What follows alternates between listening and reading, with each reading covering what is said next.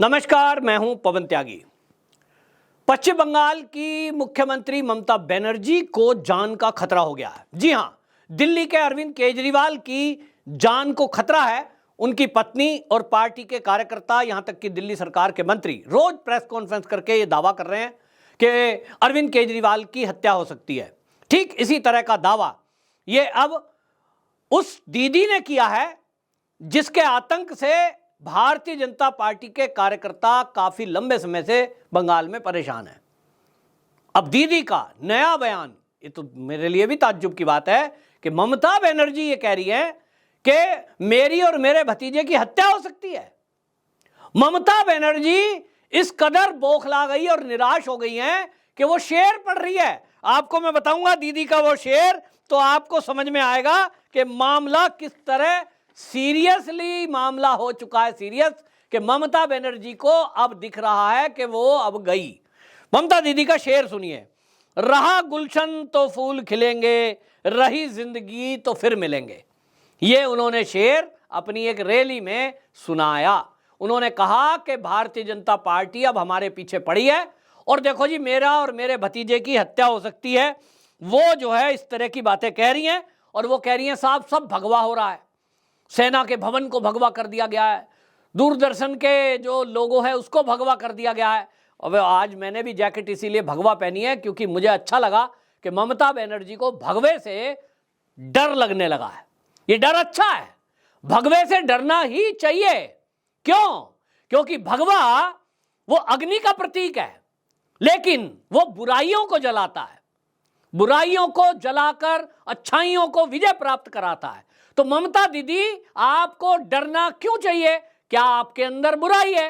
क्या आपके भतीजे की कोई आपराधिक प्रवृत्ति है, कुछ गड़बड़ कर रखी है तो आप डरेंगे? क्योंकि भगवा त्याग का प्रतीक है, तपस्या का प्रतीक है, बलिदान का प्रतीक है। भगवा अग्नि का प्रतीक है।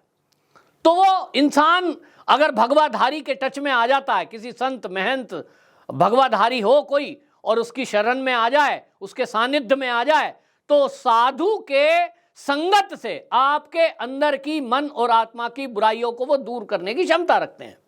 और इसलिए अग्नि में भी यही गुण है। अग्नि के अंदर आप जो भी डाल दीजिए उसका सब बुराइयों का अंत करके जला के स्वाहा कर देता है। और इसीलिए हमारे शास्त्रों में यज्ञ का महत्व है। यज्ञ से ही ये भगवा कलर लिया गया है। लेकिन इस देश में कई लोगों को इस भगवा से कितनी दिक्कत है, ममता बनर्जी की वो दिक्कत सामने आ गई क्योंकि उनको लगता है कि भगवे के विरुद्ध में बोलेंगे तब फिर शायद हरा रंग खुश हो जाएगा। अब उनको यह नहीं पता कि हरा हो या पीला, नीला हो या कोई, सब लोग, अब आप ममता दीदी पढ़ी लिखी हैं, वैसे सब सफेद से निकले हैं।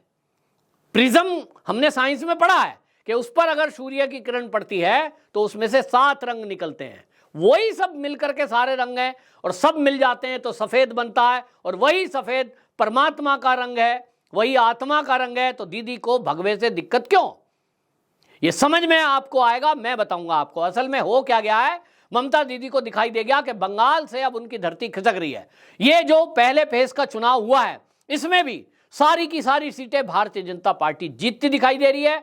और आज मैं आपको बताऊंगा कि अब भारतीय जनता पार्टी वहां पर जिस तरह से परफॉर्म कर रही है, ममता दीदी को समझ में आ गया कि यह चुनाव जो लोकसभा का है इसमें अब उसकी सीट 15 से 18 रह जाएगी।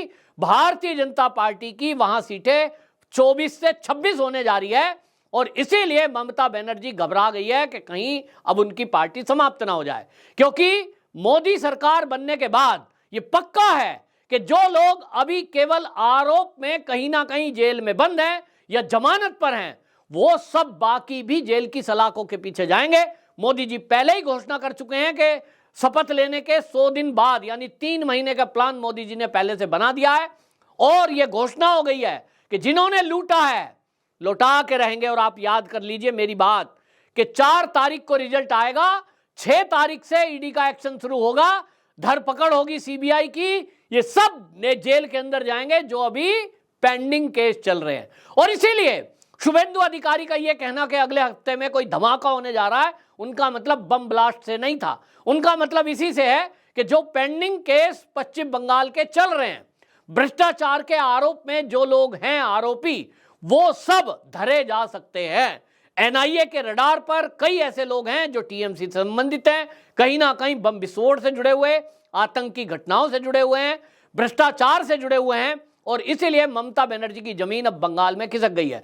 आपको बता दें कि पिछली बार आप 19 की अगर बात करें तो 19 का आकलन मैं आज की तुलना अगर कर रहा हूं तो मुझे दिखाई दे रहा है कि 2019 में भारतीय जनता पार्टी का एक तो सबसे बड़ा बात यह थी कि दीदी ने भी इस मुद्दे को उठाया था, और पश्चिम बंगाल की जनता से जब मैं बात करता था तो लोग कहते थे बीजेपी का तो कोई लीडर ही नहीं है, ये तो सब बाहर ही हैं।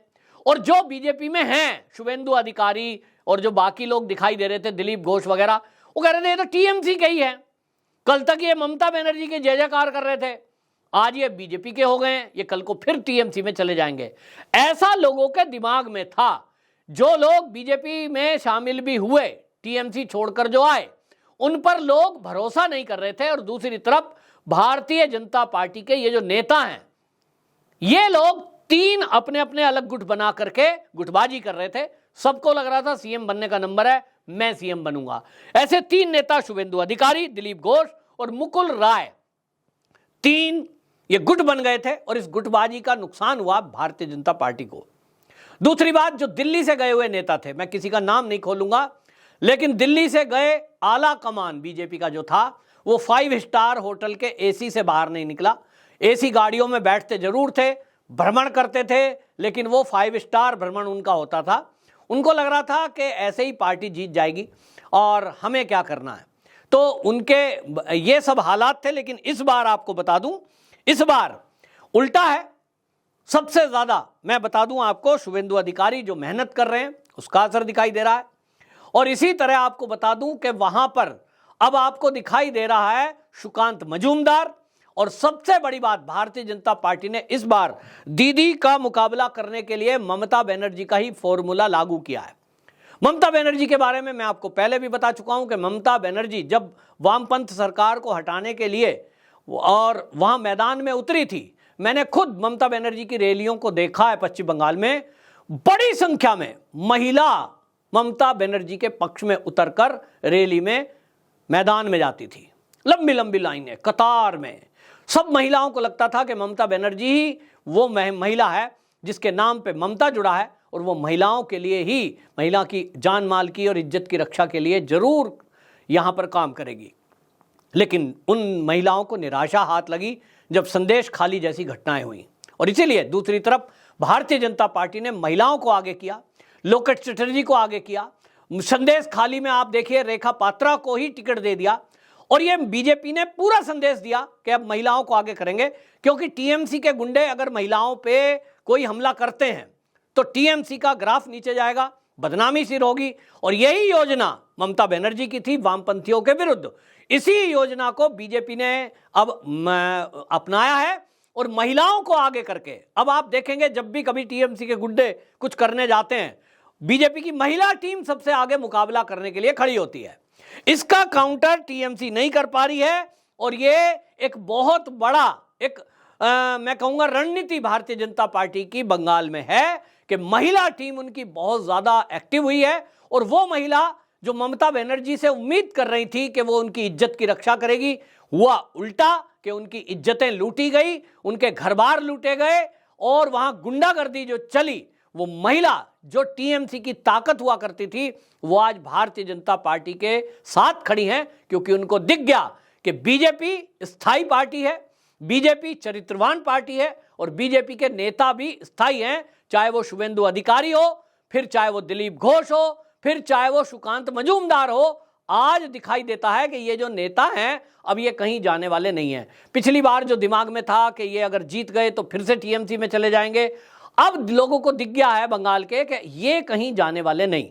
दूसरी तरफ जो हुआ है, आपको बता दूं कि वहां पर जो ईडी ने और एनआईए ने जो कार्रवाई की है, उसके कारण ममता बनर्जी के जो सिपह सलार हैं, ममता बनर्जी के लिए जो बूथ कैप्चरिंग करते थे, ममता बनर्जी के लिए जो फर्जी वोट का अरेंजमेंट करते थे, ममता बनर्जी के लिए जो रैलियों का खर्चा उठाया करते थे, वो जेल की सलाखों के पीछे हैं। उसमें शेख शाहजहां है, ज्योति प्रिय घोष है, 5 लोकसभा का इंचार्ज है, समझ लीजिए, अनुप्रिया मंडल है, और अभिषेक भी ईडी के केस में फंसा हुआ है। उम्मीद है अगले हफ्ते अभिषेक बनर्जी भी जेल की सलाखों के पीछे जा सकता है। और इसीलिए मुझे लगता है कि ये कहा गया था शुभेंदु अधिकारी के द्वारा कि एक बड़ा धमाका होने जा रहा है। तो कुल मिलाकर के ममता बनर्जी की बौखलाहट दिखाई दे रही है, पूरी तरह घबरा गई हैं और इसीलिए अब उन्होंने ये इमोशनल कार्ड खेल दिया कि मेरी और मेरे भतीजे की हत्या हो सकती है, क्योंकि उनको लगता है कि इस तरह की भाषा बोलकर शायद जनता उनको वोट दे दे। लेकिन दीदी का पश्चिम बंगाल से सफाया तय। लोकसभा चुनाव के रिजल्ट आने के बाद ये सरकार गिरेगी। पहले इसका ट्रीटमेंट होगा, 2-3 महीने के अंदर इसका ट्रीटमेंट ठीक से हो के सर्जिकल स्ट्राइक होगा, उसके बाद ये सरकार गिरेगी। राष्ट्रपति शासन लगाकर यहां सेना लगानी पड़ेगी, फिर उसके बाद भारतीय जनता पार्टी यहां ठीक ठाक काम करेगी। जो भी गुंडे मवाली बदमाश हैं उनका इलाज भी ठीक से यहां होगा, ये आप भरोसा रखिए। और इसीलिए मोदी 400 पार का नारा जो दे रहे हैं वो पश्चिम बंगाल से, जैसा मैंने कहा, कम से कम 24 सीटें आती हुई मुझे दिखाई दे रही है। आपकी क्या राय है कमेंट बॉक्स में जरूर बताएं। वंदे मातरम।